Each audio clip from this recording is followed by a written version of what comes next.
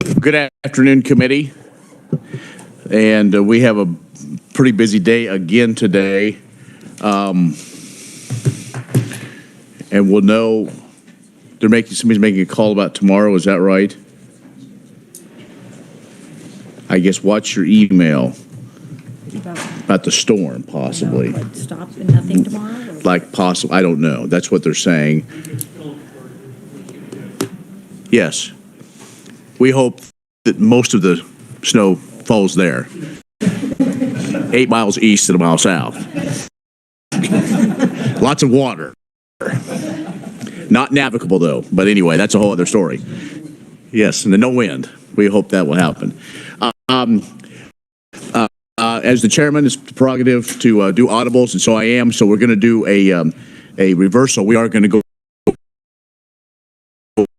ahead and work the bills today. We're going to do HB 2160. That is the one we heard yesterday on cotton bales. Also the 2332, which is that technical cleanup on the tourism, taking that out. Also, the ones we heard on Monday, 2047, that's the water pollution control revolving fund, and then 2159, the fees established for the regulation of wastewater treatment facilities, water wells, and underground injection controls. So, and then Dr. Roger McCollum for the Washburn School of Law will also talk about the foreign ownership of land and examining the R bill in the House and also the Senate one. So we'll do that as quickly as possible. So with that, I would like to start with 2159. Committee, what is your pleasure on this bill? Representative Mosier. Thank you, Mr. Chairman. I move that we pass House Bill 2159 out favorably. Second by Carlin. Discussion? Seeing none, all those in favor of passing out House Bill 2159, all those in favor signify by saying aye. Aye. Opposed, same sign. Motion carries.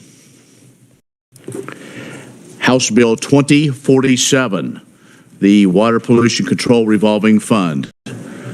What is the pleasure of the committee? Representative Seibert? Mr. Chair, I move that we move House Bill 2047 out favorably. Second by Blex. Discussion, Representative Seibert? Move my motion. I'm sorry, I'm wrong. Got ahead of myself. Representative Probst. Thank you, Mr. Chair. We're both from Reno County. We have that in common. Well, that's it. I knew it was something. Go ahead, Representative Probst. I have an amendment I'd like to add to this. Reviser has that amendment and it will be passed out.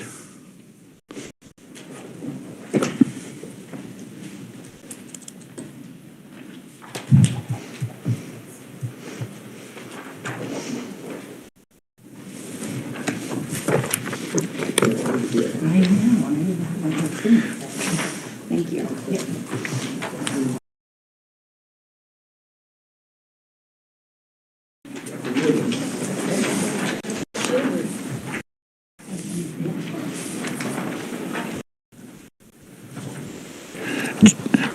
Representative, do you want to describe it, or should we have Mr. Hamilton? I'd be happy to allow the reviser to explain it. Okay. Kyle?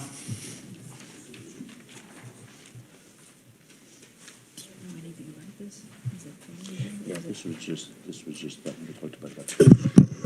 Thank you, Mr. Chairman. Members of the committee, this amendment was discussed by one of the proponents of the bill, Mr. Swati.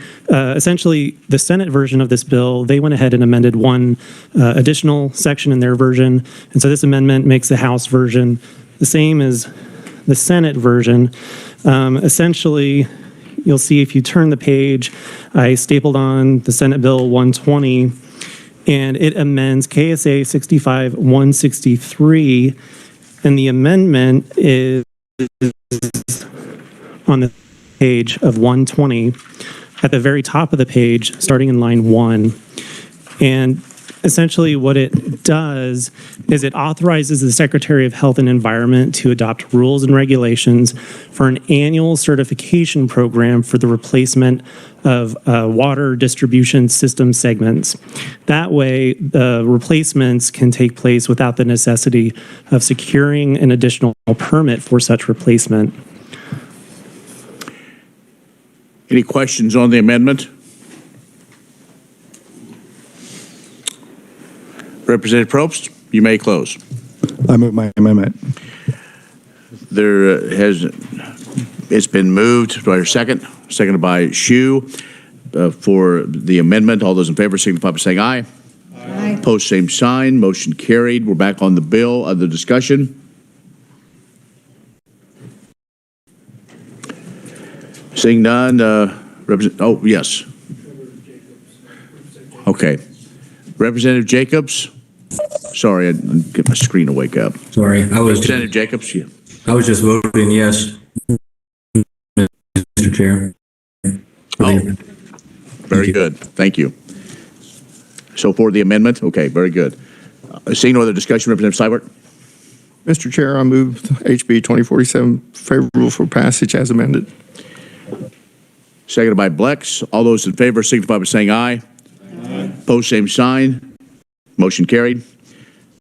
House Bill 2332. It's that big technical cleanup bill taking the words "and tourism" and other language out. Representative Bozier. You'll get it by You're the too end close. of this. Thank you, Mr. Chair. I move that we pass HB 2332 out favorably. Second. Representative White. Discussion? Representative Seibert. Second. Oh, you were second. Okay. That's a second. Okay, very good. That's all right. Yes.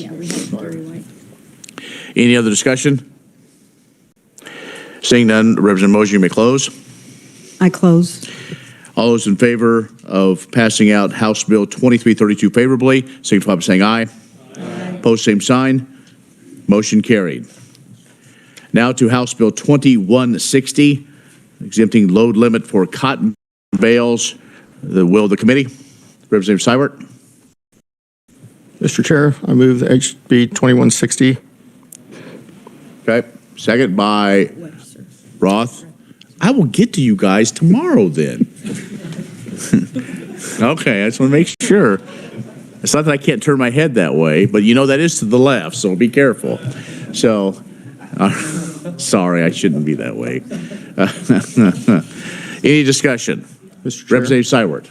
I have an amendment. Okay. Kyle could maybe pass it out for me. Reviser will pass it out.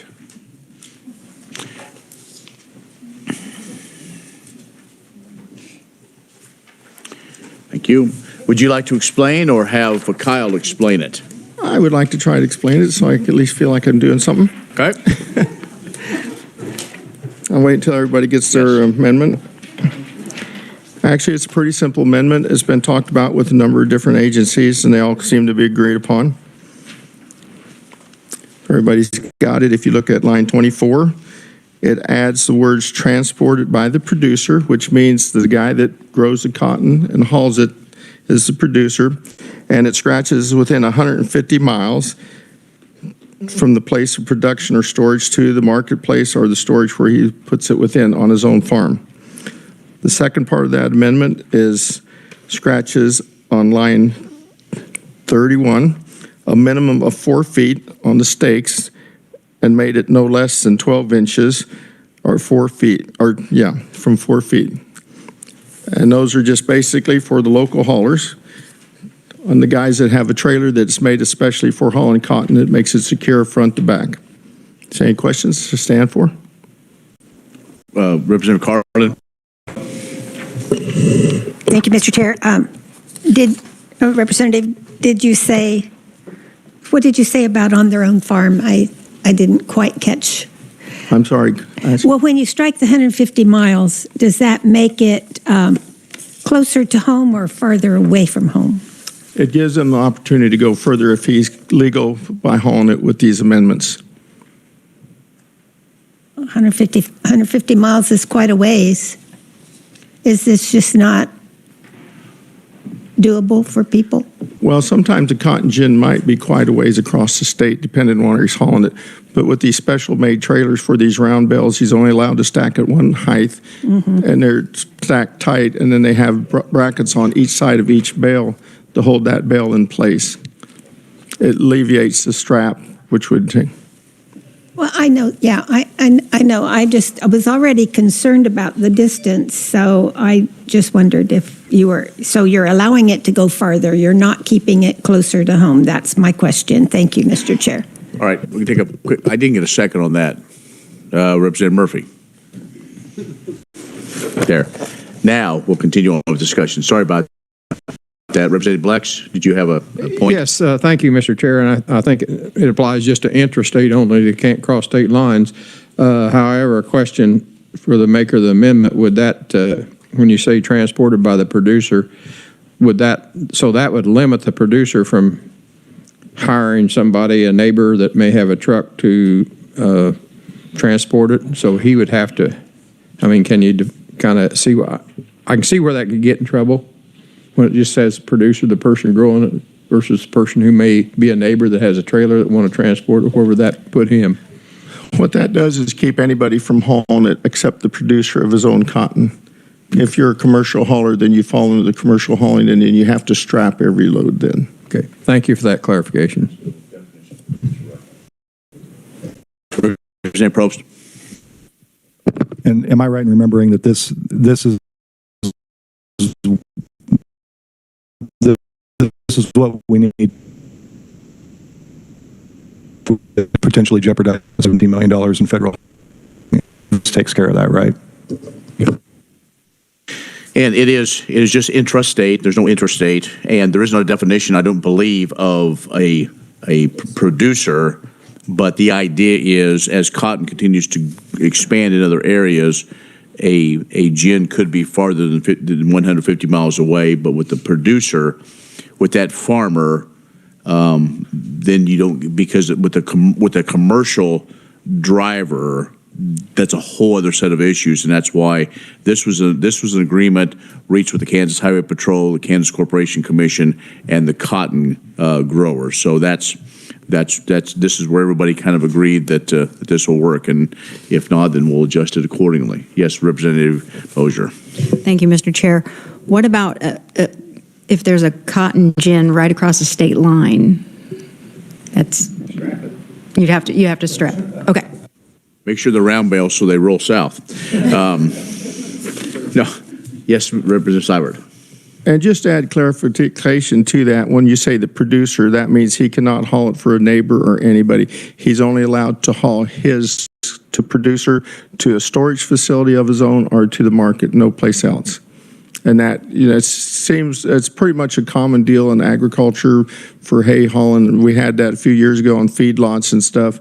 Or, they could call weight limits only to the first elevators. It's based on that same strategy for the producer only. He can't haul his neighbors or he can't subcontract it. Other questions or comments? Seeing none, Representative Seibert, you may close your amendment. Mr. Chair, I move my amendment. All those in favor of the amendment, signify by saying aye. Aye. Post same sign.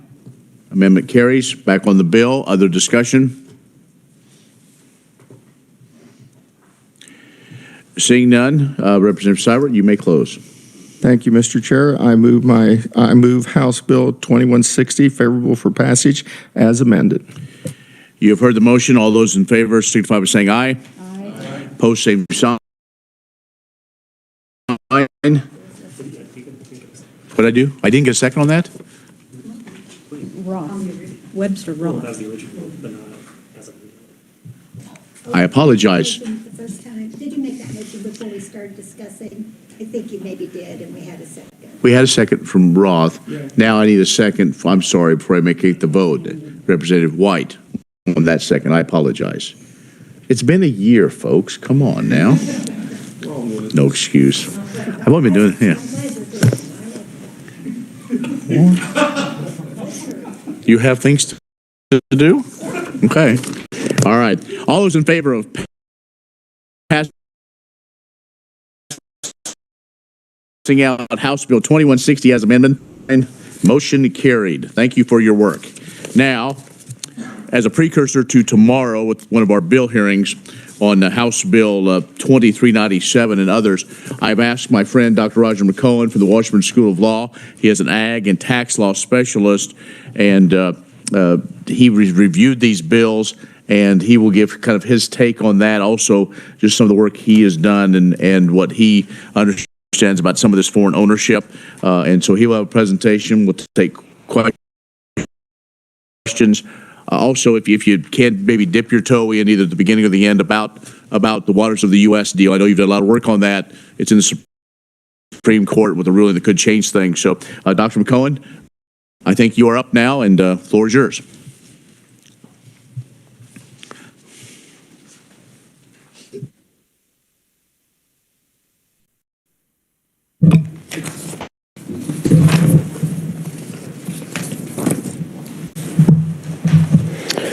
Well, thank you, Chairman Rogers, and I will try to be as brief as possible for Representative Carlin. She must have an engagement this evening that she has to get to that's pressing. But I want to read a bit of some prepared testimony. I will have a slide presentation for you also, and then I'll summarize some of the other points here.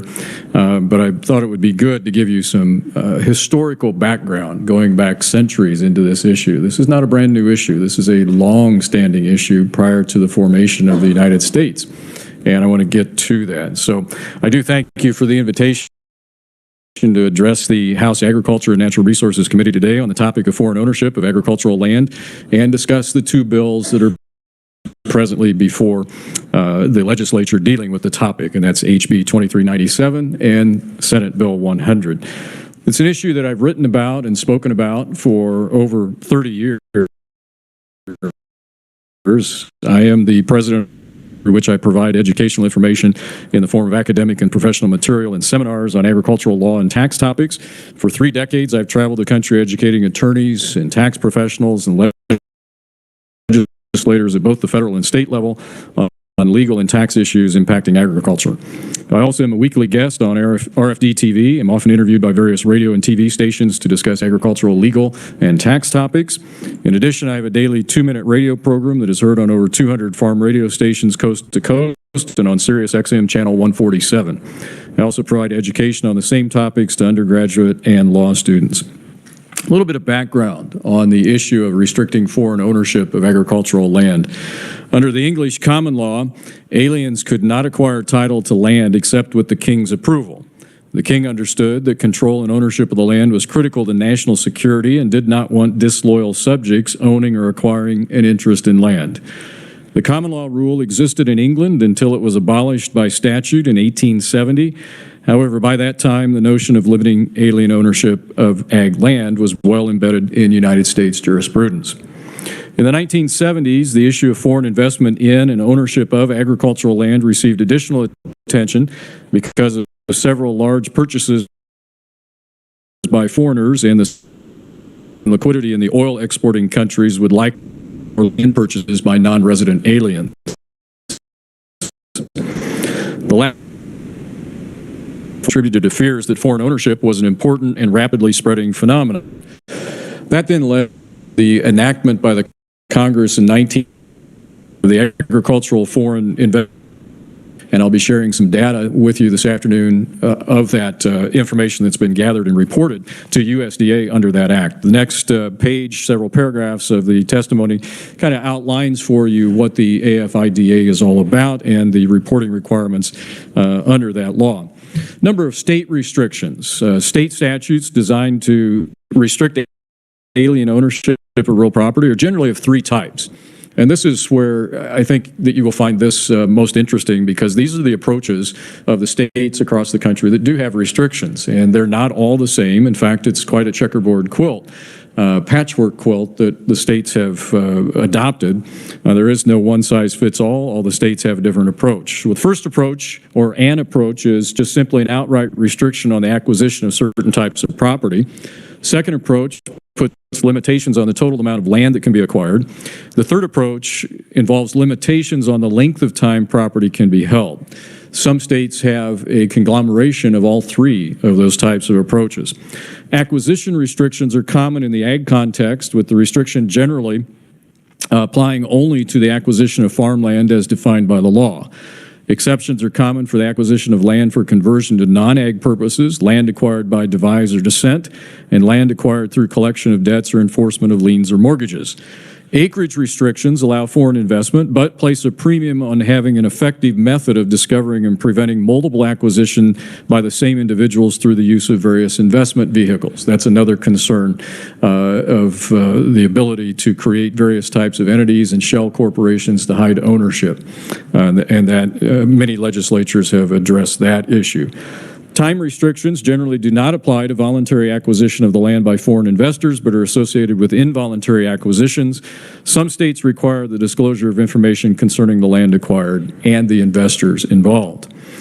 Ownership of agricultural land by foreign persons or entities has been an issue that traces to the origins of the United States, as I've indicated. Today, approximately 14 states specifically forbid or limit non-resident aliens, foreign business earning an interest. Although those states have instituted restrictions, each state has its own approach. There is no uniform approach to this particular issue. Currently, about one half of the states restrict ag land acquisition by aliens. The number is approximate because legislative efforts to legislate in this area have been swift in recent years and continued during the 2023 session in several states.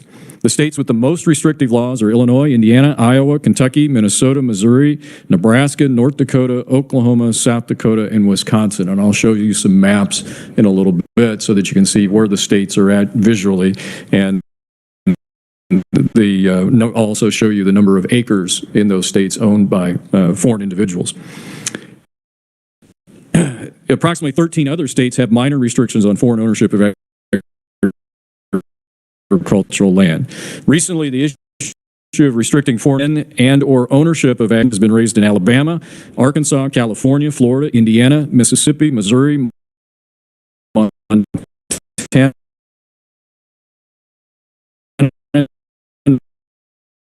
North and this year, in the past 2 years in particular. Each of these states have proposed or plan to propose legislation restricting foreign ownership and or investment in ag land to varying degrees. Several high-profile events have spurred this renewed interest, including a Chinese-owned company acquiring over 130,000 acres near an Air Force base in Texas, a 300-acre purchase by another Chinese company near a different Air Force base in North Dakota. Also, the very recent and slow flyover of a Chinese spy balloon from Alaska to South Carolina, mysterious damages to many food processing facilities, pipelines, and rail transportation have contributed to the growing interest in national security and restrictions of ownership of U.S. farm adversaries. I want to go to the slide presentation.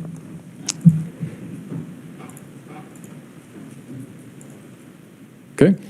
And this is just kind of a review. I think this will give you a really good background to try to pull things together as to the importance of what you're trying to do so that you get it done correctly in the way that you think from a policy standpoint it should be done in Kansas. And we'll take a look a little bit at, and I have it in the written testimony that you have in more detail of what the bills are in other states right now, and kind of a summary bullet point approach of what the other states are doing so that you can get an idea of what's going on, particularly in neighboring states. All of the information I'm going to give you, and I have citations on the last slide, but all the information I'll give you is public information. This is USDA information, U.S. government information. This is the data that's been collected under that federal law that was initially enacted in 1978. So this is all publicly available, just tried to compile it for you. But as of September 30th, of last year, there were 262 Chinese companies listed on the New York Stock Exchange, NASDAQ, or the New York Stock Exchange, American. Market capitalization is just a little bit under $800 billion. That is a drop since June 30th of 2022.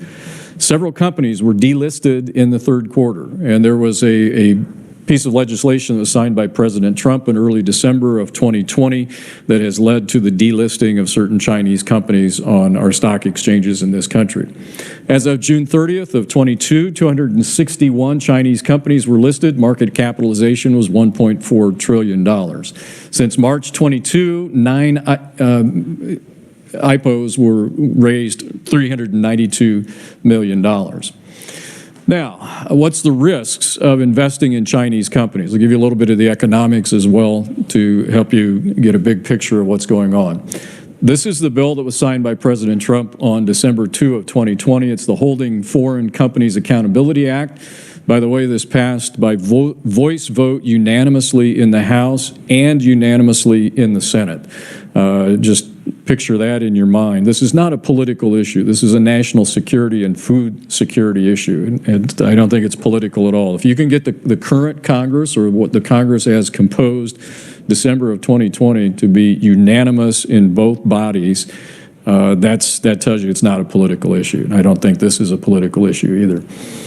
The bill, it is a bill to delist Chinese stocks. The potential of 164 companies could be delisted, 762 billion combined market capitalization by those companies. The national security risk, give you a quote here, investors in Chinese companies may support activities that are contrary to U.S. national interests, including the development of technology used for censorship and surveillance and the support of the military. And that was a quote that came out associated with passage of that bill. Now, none of the 262 companies were in food and agriculture. They were largely in finance, other types of industries, but they were not in food and agriculture, but they have been delisted. This gives you an idea of the top 10 U.S. ag exports to China. I'll show you exports and imports just so you can get your mind around what products we're talking about. Top 10 exports 2016 and 2021.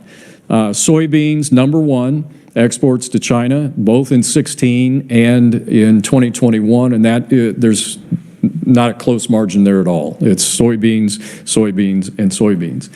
Grain, sorghum, and corn now in 2021, the year that we have the most recent year of data, are running 1-2 or 2-3 or 3-2. Beef is pretty high on the list. Pork is kind of in the middle in the top 10 there, and you can see the rest that's listed there. That's U.S. Census Bureau data. Again, all the information I give you is publicly available. This is imports from China, so these are products that we import from China. And prepared preserved fruit and nuts is at the top of the list. Now you can see it has declined since 2016, and this just gives you the rest of the top 10. So I thought you might find that interesting too, imports and exports. Now in 2013, it was estimated that China would require more than 200 million hectares to feed its population with no imports. This goes to the issue of why, I get this question a lot, why China in particular is interested in acquiring land in the United States. What you'll see with this is they've got a problem. One, their economy is in absolute shambles, and two, they don't have enough arable land to feed their population. So they are looking to get land elsewhere to feed their people. Available cropland in 2013 was 160 million hectares. 1 hectare is 2.47 acres. In 2021, it went from 160 million arable cropland acres in 2013 to 117 acres in 2021. I can guarantee you their population did not decrease by the same percentage. There's your problem right there. Imports of corn in 2021 was 10% of Chinese corn consumption. Imports of soybeans was 85% of Chinese consumption in 2020. By 2025, the estimate of a grain shortfall is 130 million metric tons. So China's ongoing global strategy has encouraged Chinese conglomerates to obtain greater control over food supply chains. Domestic efforts, as I indicated, will not solve China's problems. So they're looking for investment in or acquisition of farmland, animal husbandry practices and firms, ag equipment manufacturers, intellectual property.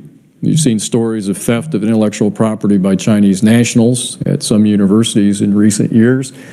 and genetically modified seeds. They're interested in acquiring investments in all of that. Every one of those involves an industry that the U.S. is a recognized leader in the globe, as a global leader in every one of those areas. What you have when China does that is a redistribution of environmental effects. China does not have the same, by not even a close margin, the same environmental restrictions and rules and laws that we have in this country. They gain leverage over U.S. supply chains. There's an erosion of U.S. competitiveness, and it gives a jump start to them in the genetically modified competition race. So what have they been buying? This is just a slide on some of their major acquisitions. I'm sure you're familiar with a number of these. Smithfield Foods is a big one that's there. They bought Smithfield Foods in 2013. That's the Shineway Group, which is the Chinese group. It's also known as the WH Group. That's in pork packing. That's a major controller, a major firm in pork packing. That was a $4.7 billion acquisition, and along came with it 146,000 acres that Smithfield, that the Chinese, now owning Smithfield, acquired. They purchased that at 31% above market prices. Now, you may have seen the news just within the past 6 months or so, 6 months to a year, that Smithfield has had to pay, I think it was $75 million to settle a pork price-fixing lawsuit. And so they've been engaged in price-fixing of pork products. Lansing Trade Group is now 20% owned by New Hope Lihu Company. That's the Chinese company. That's a grain trading company. So they're in pork packing, grain trading. They have a 20% share of that company. Syngenta is owned by Chem China. That's the largest producer of ag chemicals. It's the third largest producer of seeds. That was a $43 billion acquisition. They have farm sites in 16 states, 10% of corn sales and 6% of soybean sales. And then Growmark entered into a partnership with COFCO International. That's a grain logistics company, so China gets direct access to the food that it imports. So those are some of the major acquisitions in recent years by the Chinese in particular. And along with that, as you noted, came some farmland. North Dakota has been in the news recently. The Chinese acquired a 300-acre tract near Grand Forks, which was within 12 miles of an Air Force base just west of Grand Forks, or 370 acres. Now, just within the past week, they were denied permits by the city of Grand Forks to build on the property. So they've got it, but they can't do anything with it. So that's what's happened most recently in North Dakota. That's the Fufeng Group that has ties to the Chinese government. And that mill is 12 miles that they propose to build, 12 miles from the Grand Forks Air Base that houses top intelligence, surveillance, and reconnaissance capabilities. This is just more data on the WH Group acquisition of Smithfield Foods. As I said, they gained 146,000 acres in the acquisition. They have hog farms, processing plants, feed mills. Smithfield provided China with record amounts of pork in 2020 with its own hog farms recovering from African swine fever. Many of Smithfield's U.S. suppliers and service suppliers got their contracts terminated. CHS was in 2014, Max Yield was in 2015, and that trickles back down to an on-farm effect when those contracts are canceled.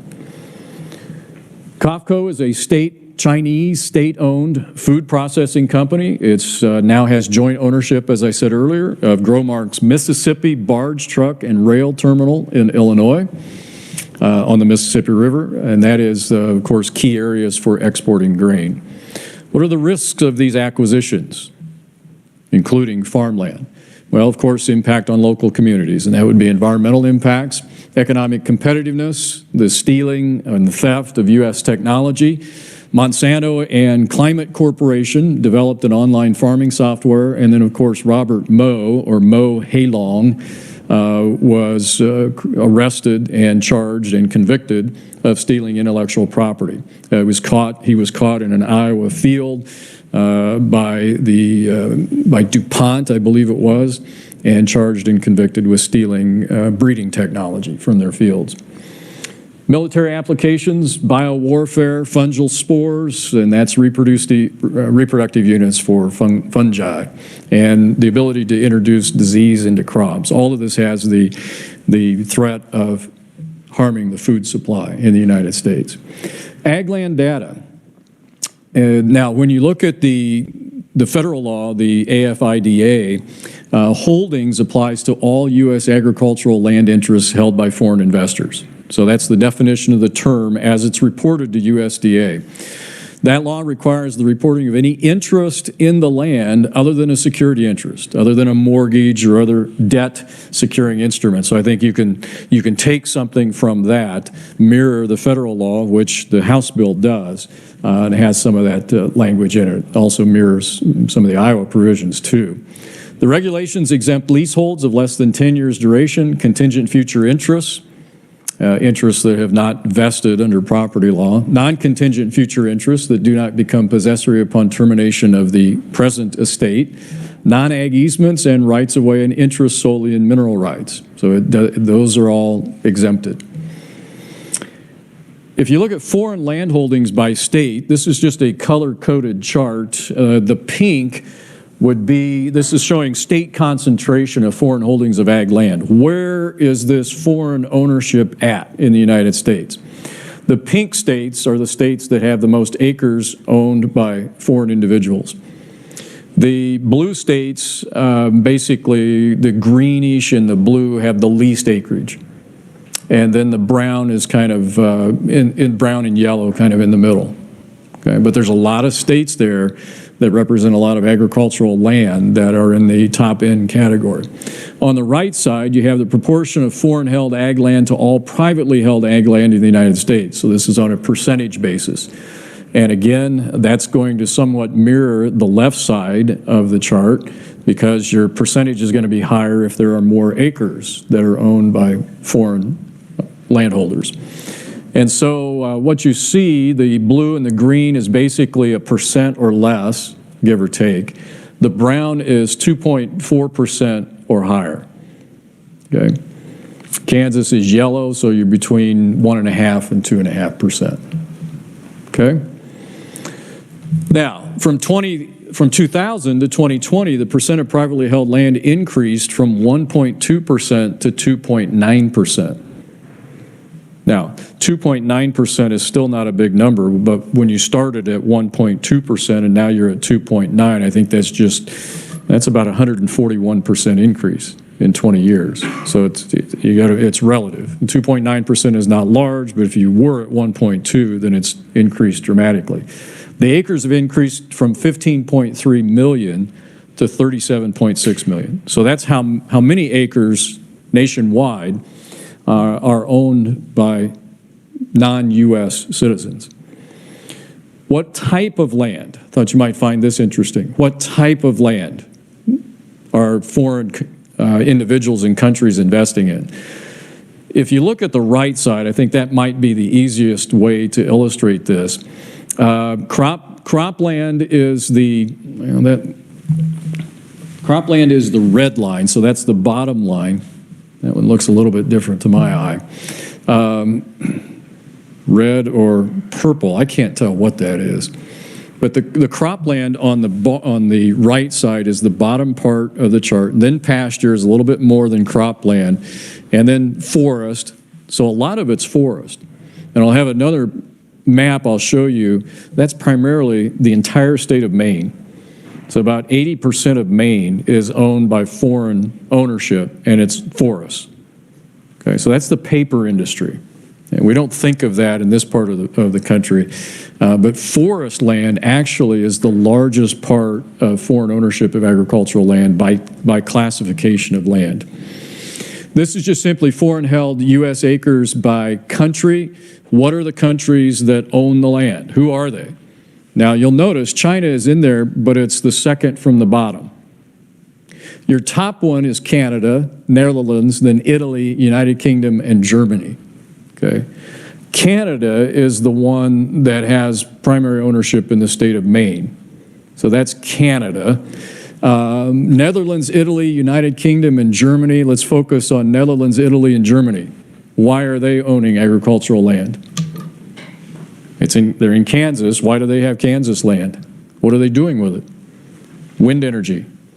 That's wind energy right there. Okay, that's in France and Denmark. So that's primarily your wind energy. It'll also be your solar panels. once you go into that. China, as I showed you what they're into, just that one acquisition by Smithfield Foods is 146,000 acres of their total of 362. So that's a big chunk in one batch right there. And then the Texas acquisition was over 100,000. So you got two right there that comprise a lot of it. But your top ones are Canada, Netherlands, Italy, United Kingdom, and Germany.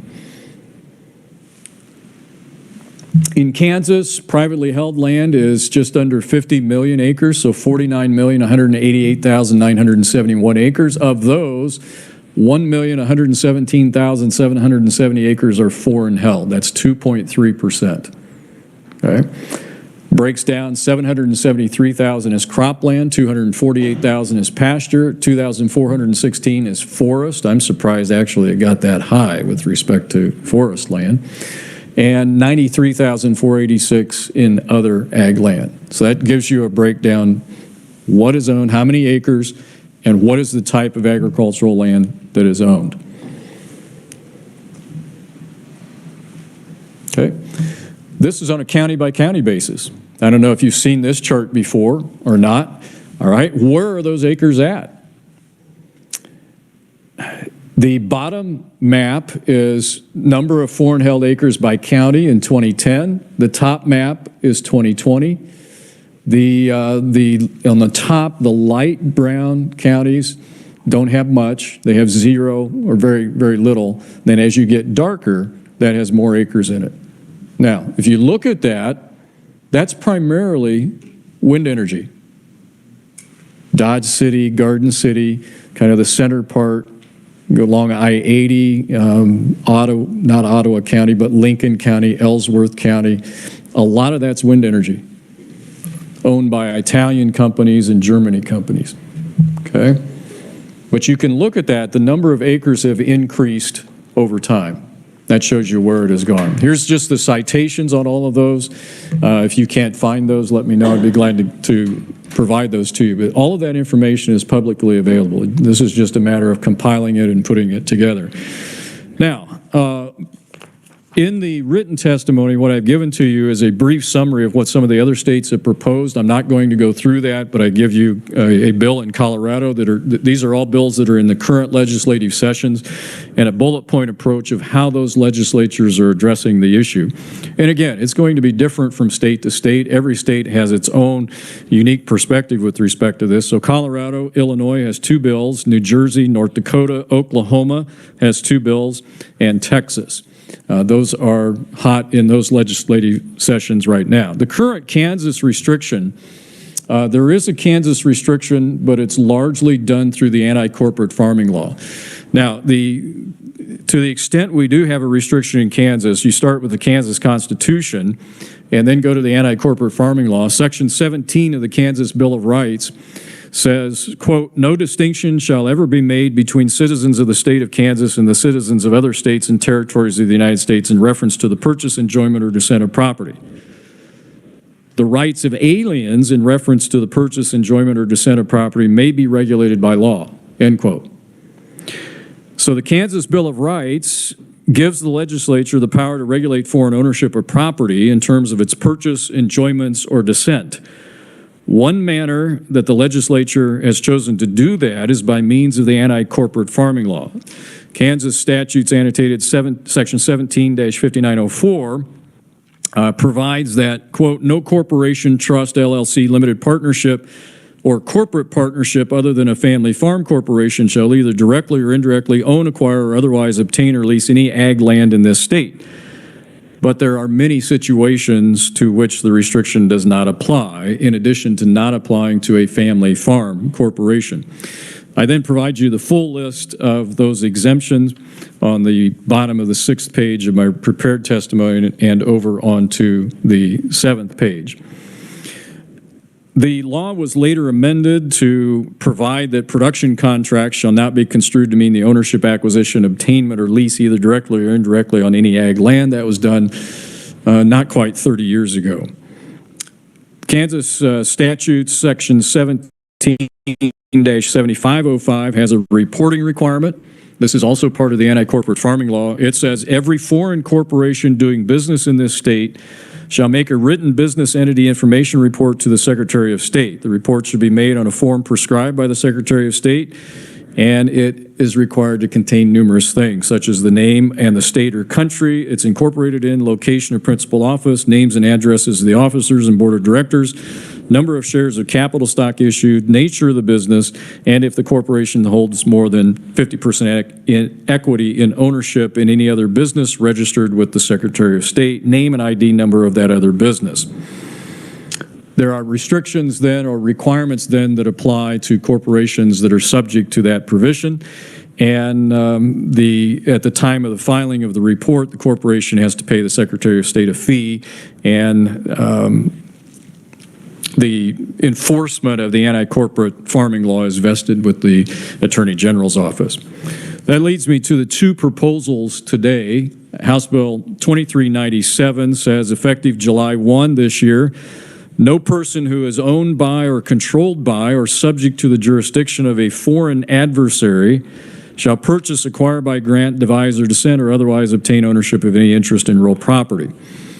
That's defined as an individual or entity acting as an agent, representative, or employee, or anyone acting at the order, request, or under the direction or control of a foreign adversary, or whose activities are directly or indirectly under the supervision, control, direction, or are being financed or otherwise subsidized primarily by a foreign adversary. An exception exists for a person that has acquired dual citizenship with the U.S. and a foreign adversary. Now, the key to this is the definition of what a foreign adversary is, and that is tied to a list in the Code of Federal Regulations, Section 7.4, and that list, as that list exists on July 1, 2023. Currently on that list, defined by the federal government as a foreign adversary, which would be picked up and addressed by the House bill, are the People's Republic of China, including the Hong Kong Special Administrative Region, the Republic of Cuba, the Islamic Republic of Iran, the Democratic People's Republic of Korea, that's North Korea, the Russian Federation, and Venezuelan politician Nicolas Maduro, so the Maduro regime. The bill vests the power in the Secretary of Agriculture to modify the list, but only if the federal government amends the list after July 1, 2023. Again, as is the case in numerous other states, the House bill does not apply to land acquired by the collection of debts, foreclosure pursuant to a forfeiture of a contract for deed, and any procedure for the enforcement of a lien or claim on the land. And then land that is subject to the provision is to be sold or otherwise disposed of within 2 years after title is transferred, and a covered person who inherits real property on or after July 1, 23 has 12 months to divest of the property once the violation is known. Other subject land transactions may be forfeited. Kansas Attorney General has the power to enforce the provisions. The Senate bill is materially different than the House bill, and it's also been proposed this session. It seeks to restrict a, quote, foreign national, foreign business entity, and foreign government from acquiring, purchasing, or holding any interest in land within the state. End quote. A foreign business entity is defined by ownership. If the majority ownership is held by a foreign national, which is a non-U.S. citizen, or foreign government, any non-U.S. nation, or foreign business entity. The provision is prospective only, does not apply to any real property purchased or otherwise acquired before July 1, 2023. Interestingly, the provisions of the bill do not apply to real estate located wholly in Johnson, Sedgwick, Shawnee, or Wyandotte counties. Now, just a few general comments on the two bills, and then I will stop. The bills take different approaches to address the issue. The House bill is more specifically tailored to restricting ownership by a foreign adversary as the federal government defines that term. The Senate bill focuses on percentage ownership by a foreign business entity defined as ownership by persons that are not U.S. citizens, as well as entities that are majority owned by non-U.S. citizens. The Senate bill is not restricted to persons or entities that are foreign adversaries. While I understand the approach, try owning land in China, for example, I wonder if that's too narrow. Conversely, I wonder whether the House bill would allow for ownership by non-listed persons or entities that still should not have ownership of the land used for U.S. food production. That's a policy choice the legislature will need to make. Also, the Senate bill, at least to me, smacks of political favoritism by carving out Johnson, Sedgwick, Shawnee, and Wyandotte counties from its restrictions. Why not Wallace or Gove County, for example? Legislation to restrict foreign ownership of the means of food production is a national security concern, not a political one. Over the past 30 years, the Kansas legislature has encouraged the use of renewable forms of energy. Often the companies heavily involved in such energy production are foreign owned, and I think you saw that with respect to the maps. While the House bill would not impact current or future development of projects on agricultural land because the companies involved are not presently on the foreign adversary list, the Senate bill appears to present some issues by its percentage ownership requirements and defining foreign as non-U.S. citizen. Again, that's a policy decision to be made by the legislature. I conclude with saying whichever approach the legislature takes on this issue, what should remain front and center is that the whole matter involves national security and control of the food supply. Neither of those are political issues. And I welcome your questions. Thank you, Dr. McCohen. Representative Schlingensiepen. So from the way in which you described the Senate bill, I'm just curious how many acres the United States owns outside of our territory, and what impact a bill like that would have on our own foreign holdings and our economic interests globally. I did not research that issue. I know that thought did cross my mind. I don't know. One of the reasons is I was scratching my head as to where to dig that data out at.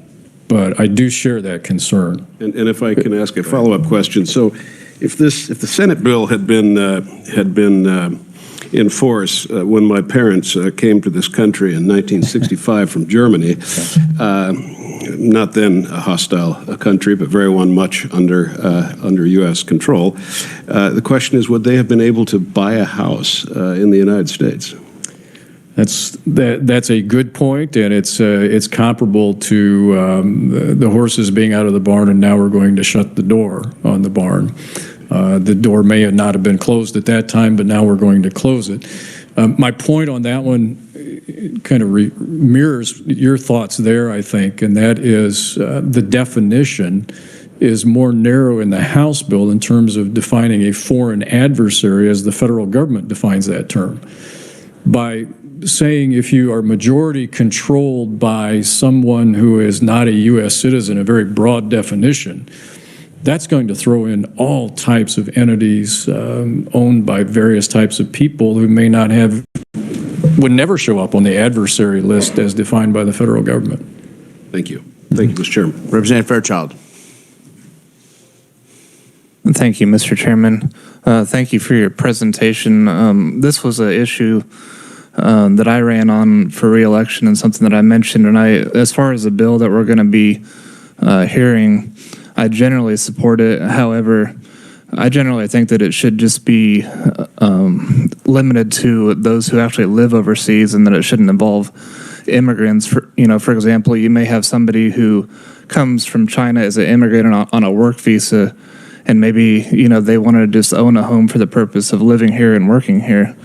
So my question is, do you think there should be an exception for that, or do you think that that should be prohibited as well? That's a good question. I don't think the House bill touches that because it defines, the restriction is defined in terms of ownership of agricultural land. I don't think that that would address a house in town or any land that's used for non-agricultural purposes. Well, I thought the bill mentioned real property, not just agricultural land. It does mention real property, but as I view it, when you read through it, the real property is defined in terms of being used for agricultural purposes. Now, that could be, granted, it could be defined a little bit more clearly to reflect that. But I think the intent of the bill, as I read it, now I haven't talked to the chairman about this or others, but I gather that the intent is to narrow this to apply to agricultural land and not residential ownership. That's my take. And that may need to be tweaked a little bit. Now, my read was you're there already, but if there are concerns about that, it doesn't hurt to clarify that. Representative Shue. Yeah, that was mostly my point. There is no mention of agricultural land at any point in this bill, so it only mentions real property, and it also defines a person owned by a foreign adversary as any person who is a citizen or resident of a nation state controlled by a foreign adversary. So, indeed, this bill, if passed, means that any non-naturalized immigrant of any of these countries, but I mean, I'm Chinese, would not be able to buy a home in the state. So I think clearly that is, I would hope, not the intent of what this bill does. I genuinely don't care about the cultural part of it. That's not my district, but I just want to make a point that this bill, as written, bans any non-naturalized immigrant from one of these countries from buying a home. Representative White? I have to clarify. I don't understand. If this is a national security issue, couldn't some individual state end up starting a war? How can the federal government leave it up to the states if it's a national security issue? Well, it is food safety is a national security issue, and the food system is governed by a lot of different state rules. Yes, we have uniform commercial code rules that govern how that works through the process.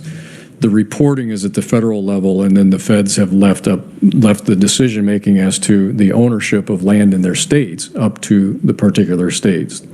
That's why you have the restrictions where in many of the states in the breadbasket part of the country where there are restrictions on foreign ownership and anti-corporate ownership of agricultural land.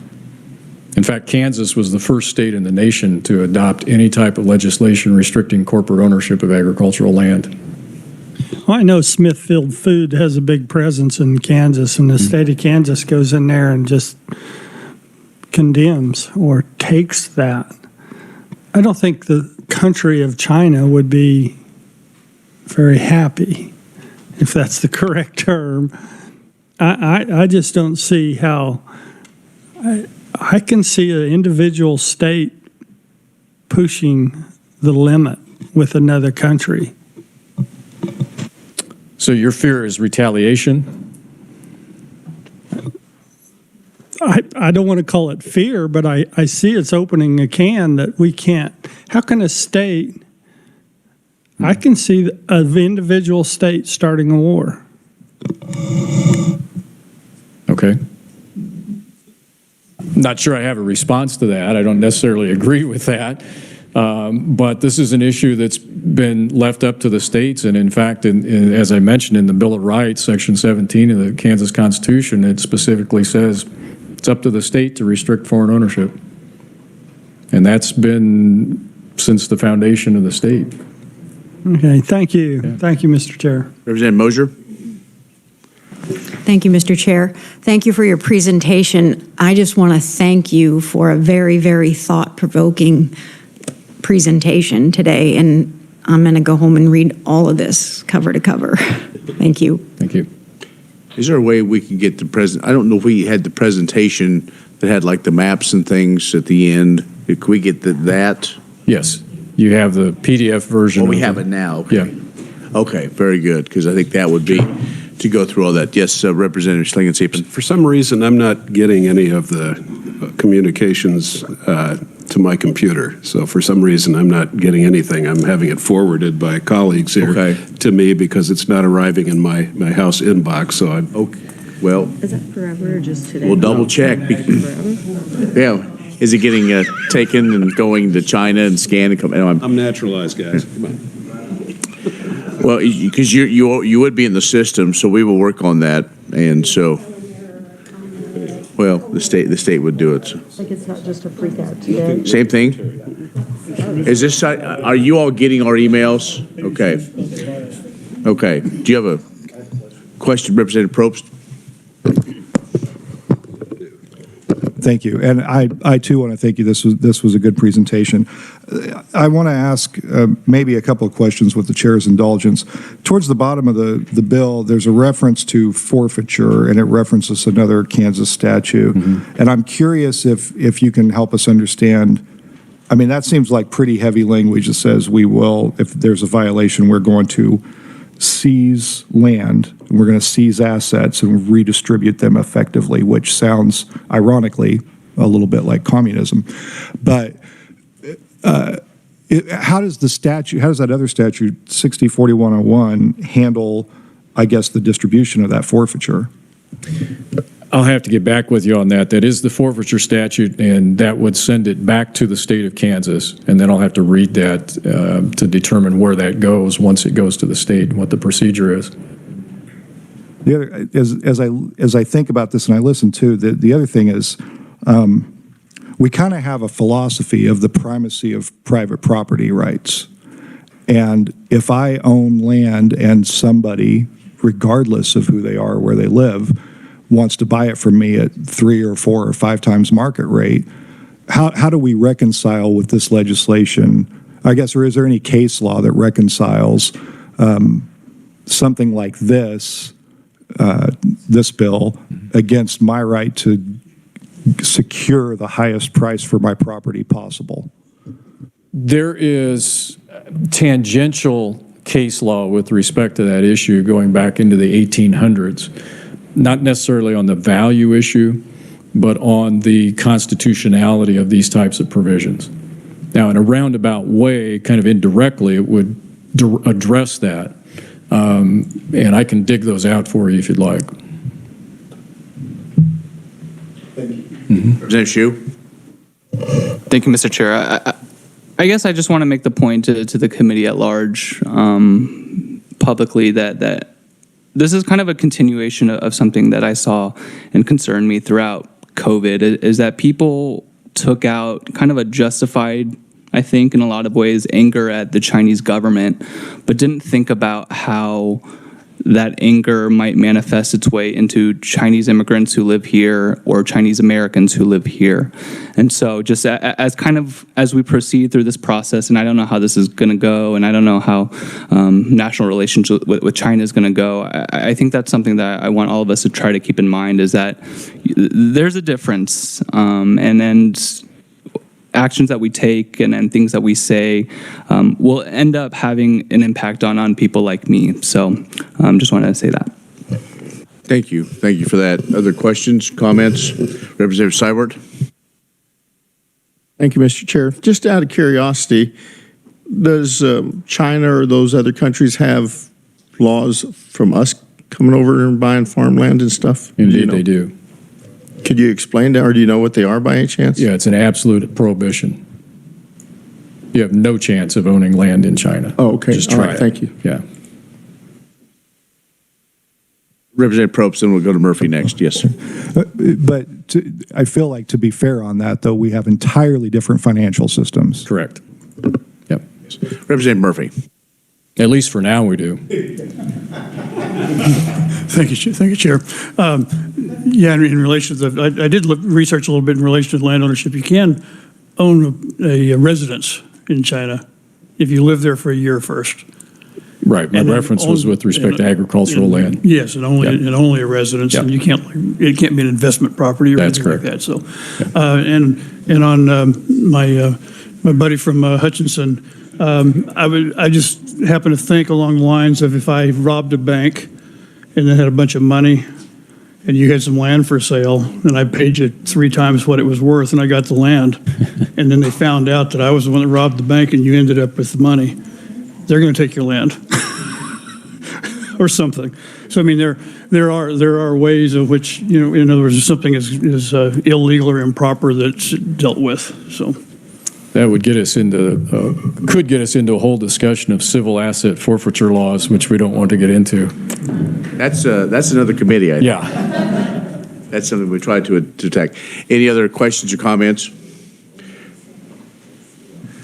Dr. Cohen, thank you. Thank you, Representative Hsu, and that is true. And the idea of this bill is for cooler heads to prevail. Is it perfect? Absolutely not. Is this a sensitive issue? It absolutely is. And it's something that's not taken lightly. You know, in conversations with legislators and other citizens, something needed to be done. And so we want to take a very measured approach.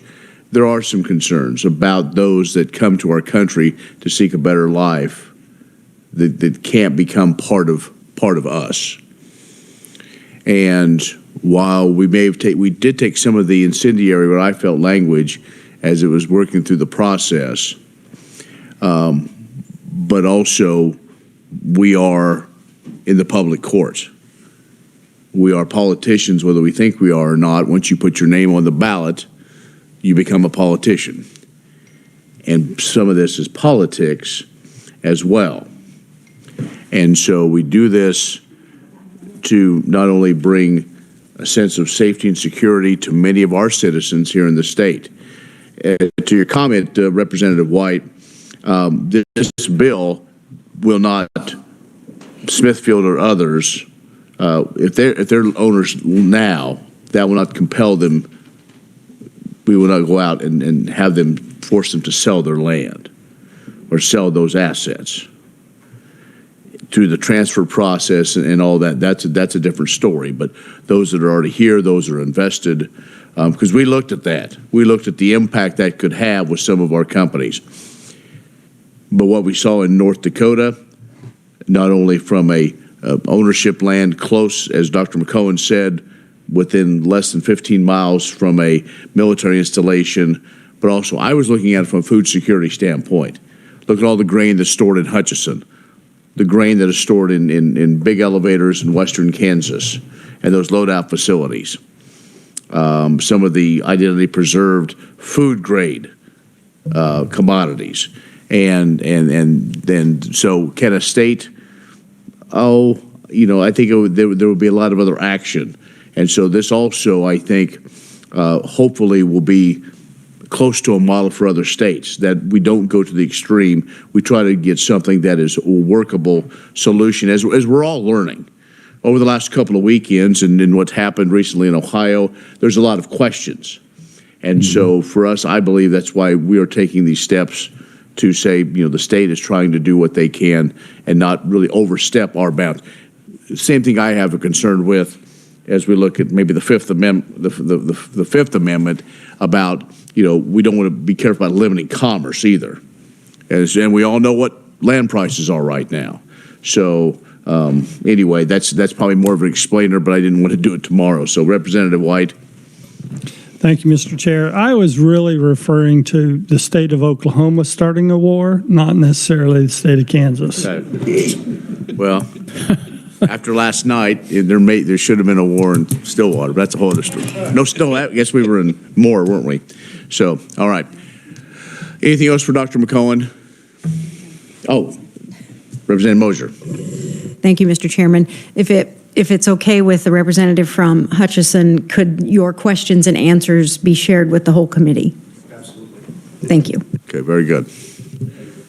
Representative Minix. Dr. McCowen, as I was looking at your graphs up there, I saw increases in investment in the United States in 2008 and other time periods when it appears to me that their own personal economies, and I'm not talking strictly China, I'm talking Netherlands and other places, some of those, not necessarily a government-sponsored business, but a business in another country is seeing the potential growth and development that they could achieve here or investing here. It's kind of the Berkshire Hathaway strategy of buy low, develop, and move forward. So we don't need to think everything's a national threat in a way, but it's something we need to monitor very closely. I would be very concerned if we lost some of our food security in this country of ours. But we need to look at it wide-eyed as we're going forward. Thank you. That's right. Representative Seibert. Thank you, Mr. Chair. Again, a question for you from the previous representative kind of stick.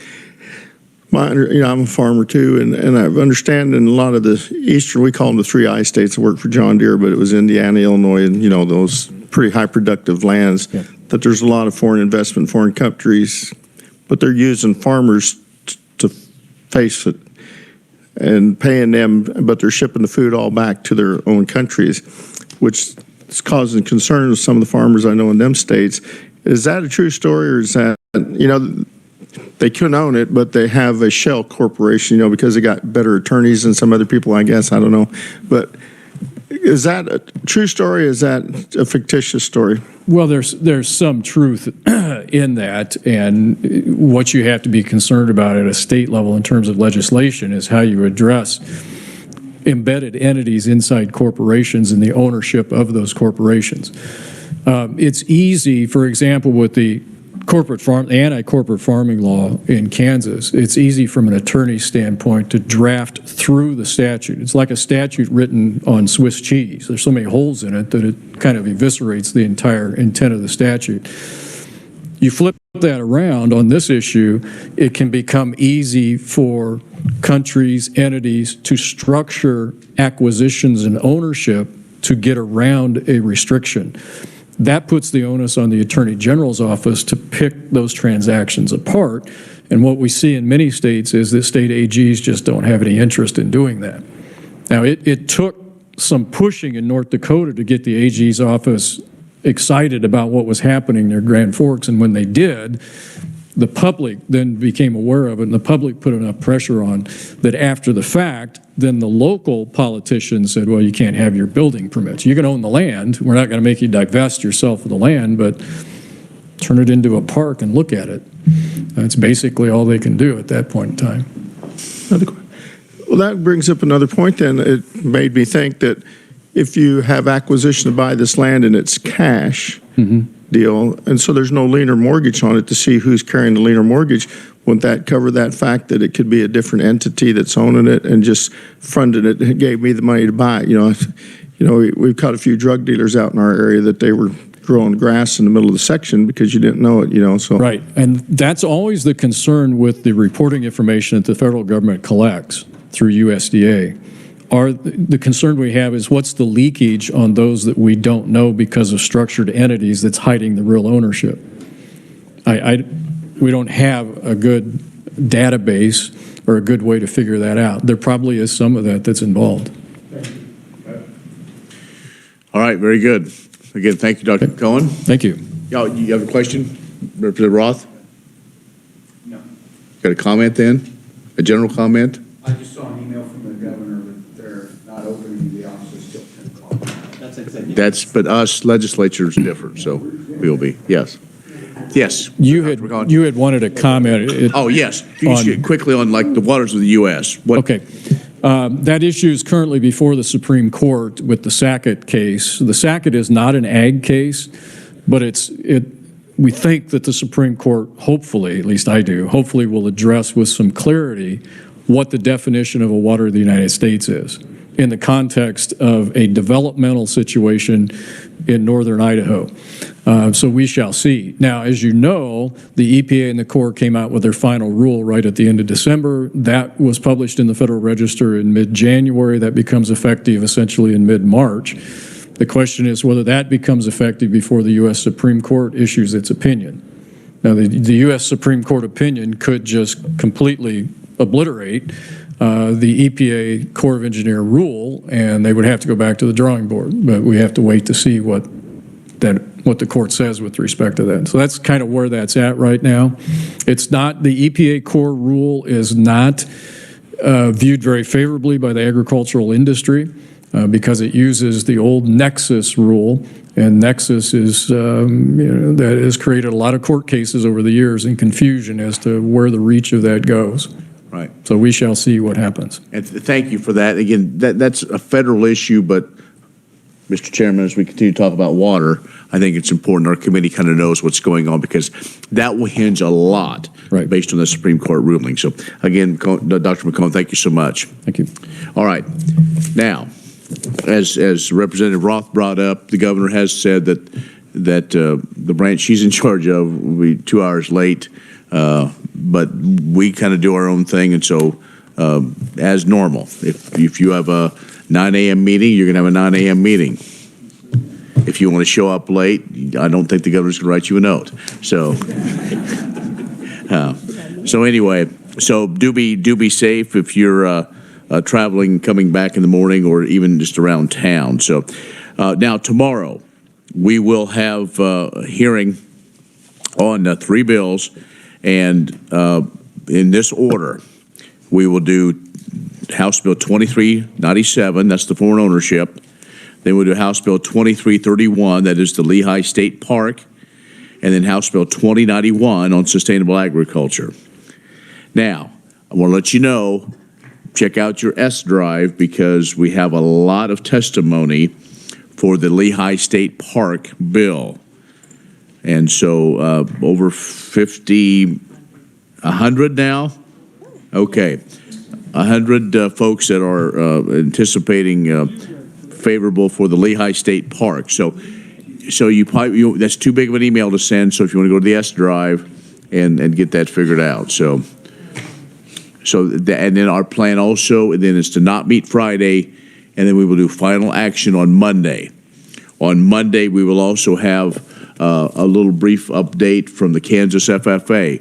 We have a young man from Neodesha that did quite well in reciting the Creed. And so he's going to spend a few moments with us on Monday. Any other announcements for the good of the cause? Representative Minix. If you're on the water committee and it's snowing tomorrow, I will hire a 4-wheel drive to come get you. We will meet at 9 a.m. All right, and then, Okay, so here's the question. and you also have a water tour Friday morning. So with that, we are adjourned. Okay, that's a huge.